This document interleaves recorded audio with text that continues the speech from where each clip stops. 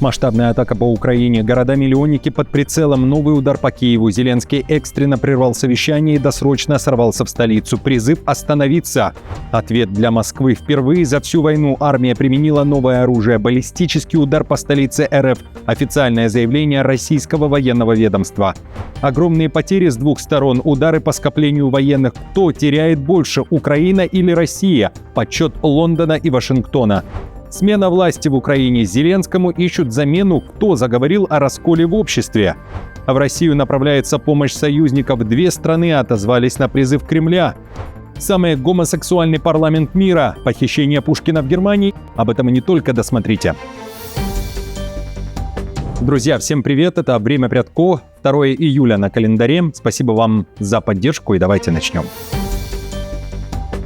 Украина экстренно запросила помощь. Киеву необходимы миллиарды на оборону, чтобы закрепить перелом на фронте и не дать России приспособиться к новой тактике войны. За этим заявлением стоит министр обороны Украины Михаил Федоров. Как сообщает Политика, именно он призвал союзников срочно выделить дополнительные 6,6 миллиардов евро из Европейского фонда мира. Эти средства позволят увеличить производство дронов, ракет и другого высокотехнологичного оружия, уверяет Киев. Федоров считает, что если новую волну военных разработок удастся профинансировать до того, как Россия адаптируется, Украина получит еще как минимум 6 месяцев преимущества на поле боя. В интервью Политика министр заявил, что удары по российской логистике, нефтяной инфраструктуре и складам позволили замедлить продвижение российских войск.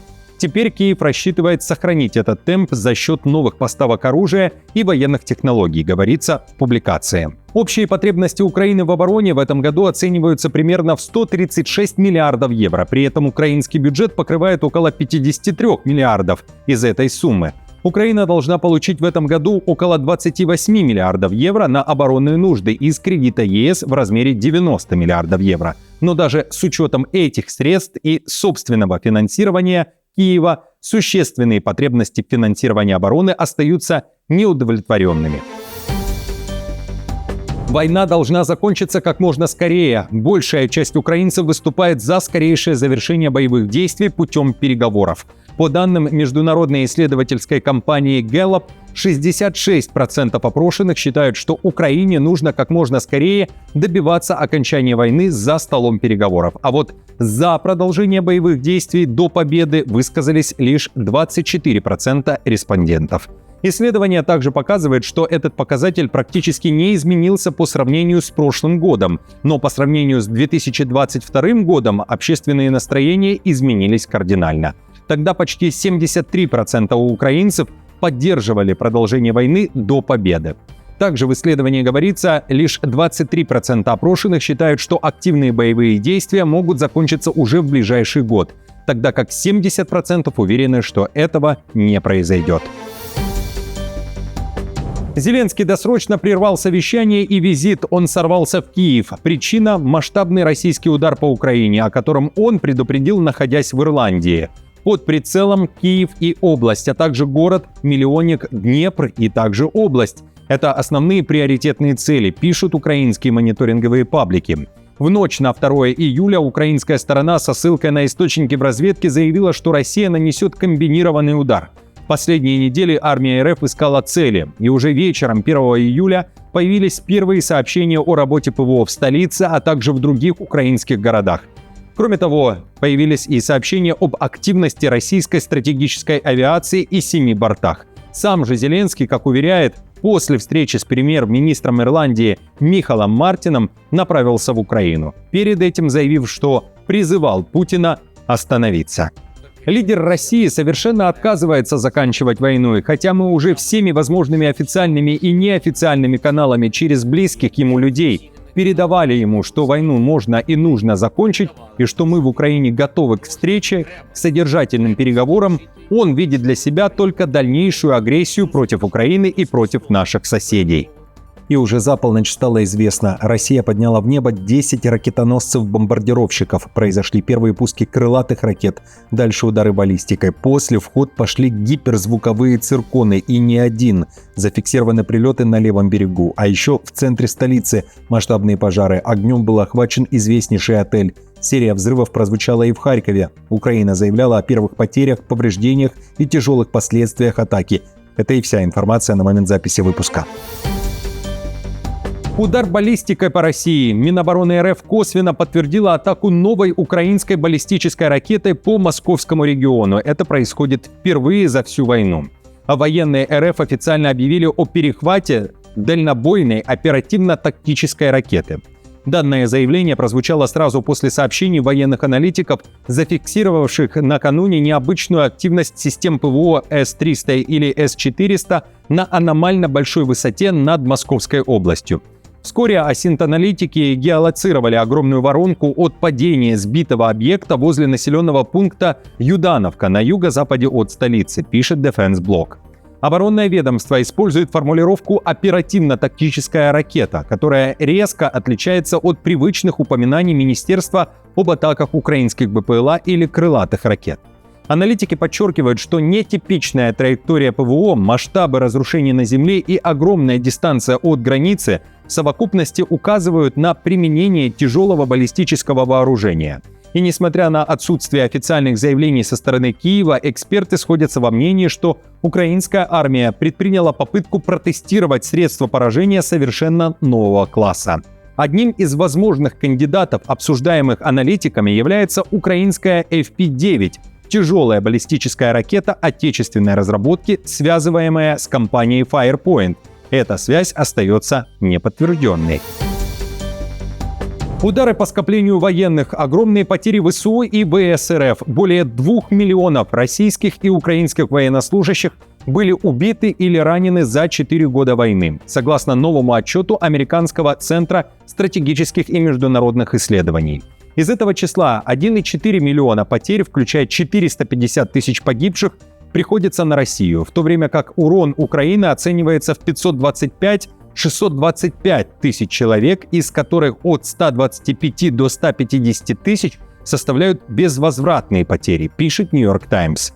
Авторы исследования подчеркивают, что точный подсчет ведется в условиях жестких ограничений, так как и Москва, и Киев не говорят открыто о своих потерях, из-за чего аналитики опирались на расчетные оценки правительств США и Великобритании. Российские силы превосходят украинские на поле боя почти в 3 раза, а у России гораздо большее население для пополнения рядов. Поэтому, хотя по данным исследования потери украинских войск меньше, Украина теряет большую долю от своей и без того меньшей армии. Более 400 тысяч российских военнослужащих противостоят примерно 250 000 украинским на линии фронта, отмечают военные аналитики.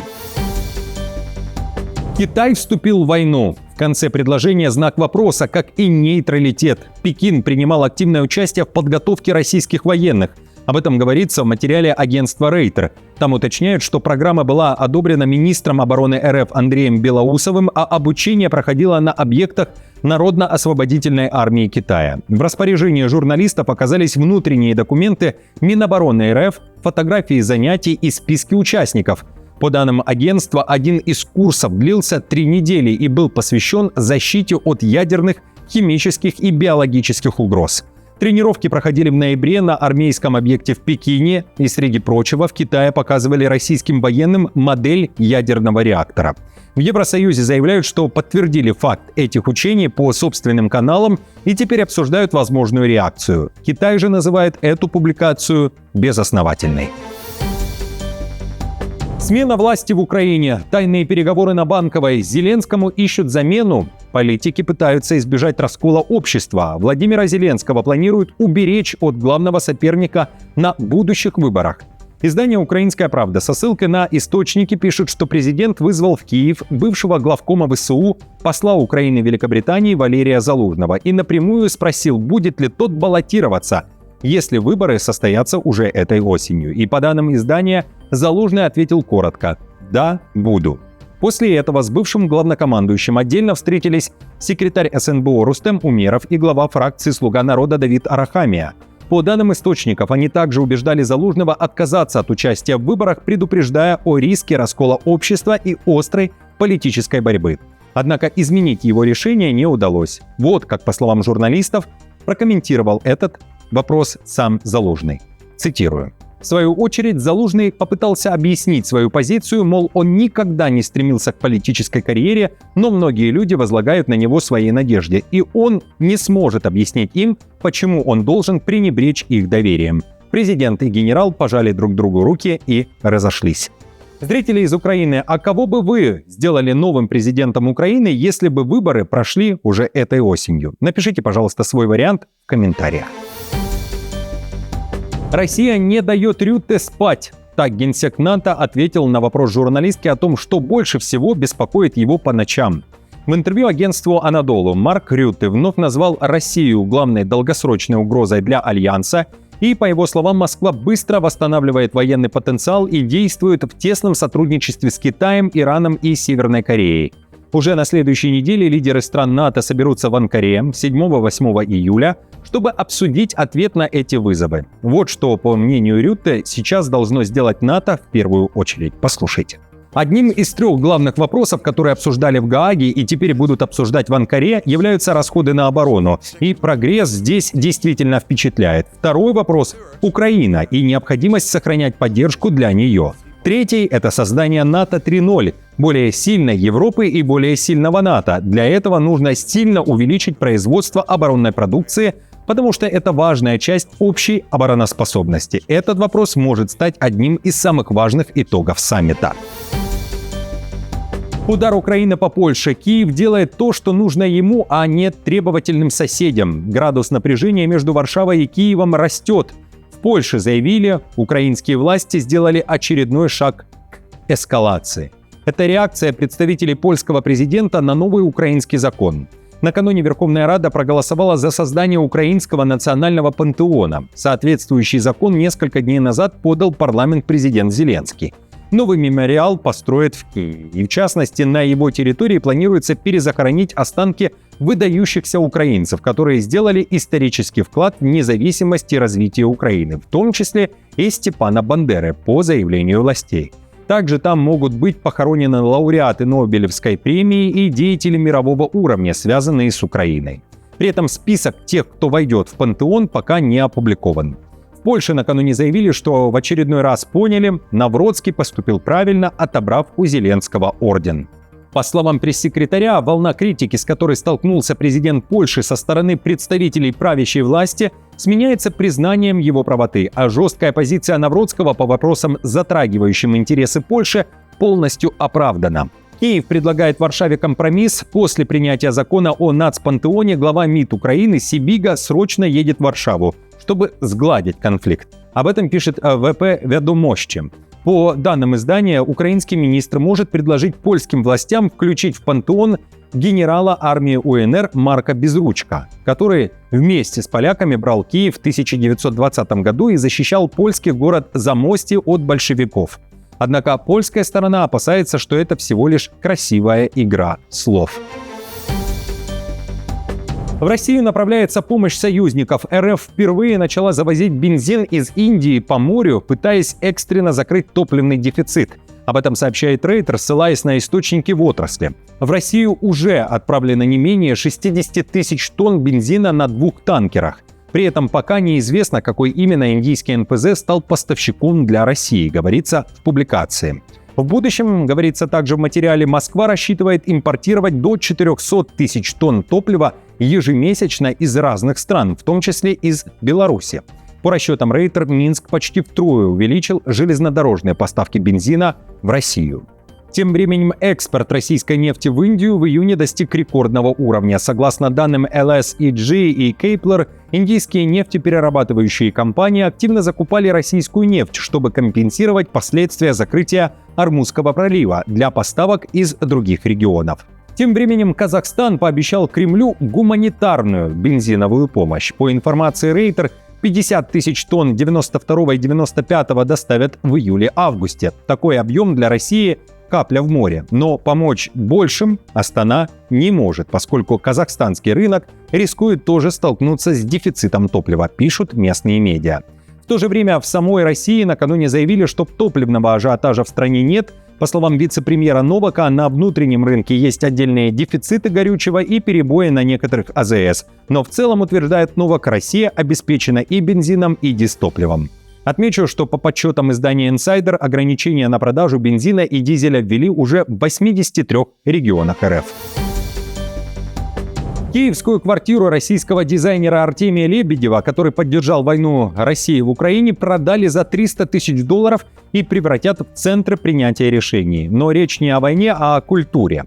Недвижимость примерно за $300 тысяч купила украинская компания «Генерал Черешня», выпускающая FPV-беспилотники и дроны-перехватчики. На странице государственного аукциона сообщается, что двухуровневая квартира площадью 138 квадратных метров находится в историческом центре Киева. Вырученные от продажи деньги направят в фонд ликвидации последствий российской агрессии, а в бывших апартаментах Лебедева создадут пространство для развития современной украинской культуры. Напомню, украинские власти возбудили против Лебедева уголовное дело по статье об оправдании российской агрессии против Украины и отрицании вооруженной агрессии России. В 2023 году суд постановил взыскать принадлежащие ему квартиры в Киеве в доход государства. Вторая киевская квартира Лебедева также была лотом на аукционе, но желающих ее приобрести пока не нашлось. Самый гейский парламент в мире. Уходящий премьер Британии Стармер сделал громкое заявление на фоне растущей критики в адрес его правительства со стороны британских ЛГБТ-организаций по поводу политики в отношении сексуальных меньшинств. Премьер-министр заявил, что парламент Великобритании самый гейский в мире. Стармер подчеркнул, что в Вестминстере сейчас рекордное число открытых ЛГБТ-политиков и заявил, что ни один парламент мира не может сравниться с британским по этому показателю. На самом деле горжусь тем, что у нас самый гомосексуальный парламент. Нет, честно, не думаю, что во всем мире сыщется еще хоть один такой же гомосексуальный парламент, как наш. Похищение Пушкина в Германии. Москва требует вернуть монумент. В немецком Хемере неизвестные похитили памятник русскому писателю Александру Пушкину. О пропаже бронзового монумента сообщило посольство России в Германии, заявив, что рассчитывает на скорое раскрытие преступления и возвращение скульптуры на прежнее место. По данным дипмиссии, российские дипломаты уже находятся в контакте с властями Хемера и немецкими правоохранительными органами. Украденный почти 2-метровый монумент был подарен городу российским городом-побратимом Щелково и установлен в 1994 году как символ дружбы, культурных связей и взаимопонимания между Россией и Германией. В других выпусках также много ответов на вопросы и событий. Переходите, друзья, на канал и смотрите, поддержите лайком, если не сложно, и до встречи уже завтра.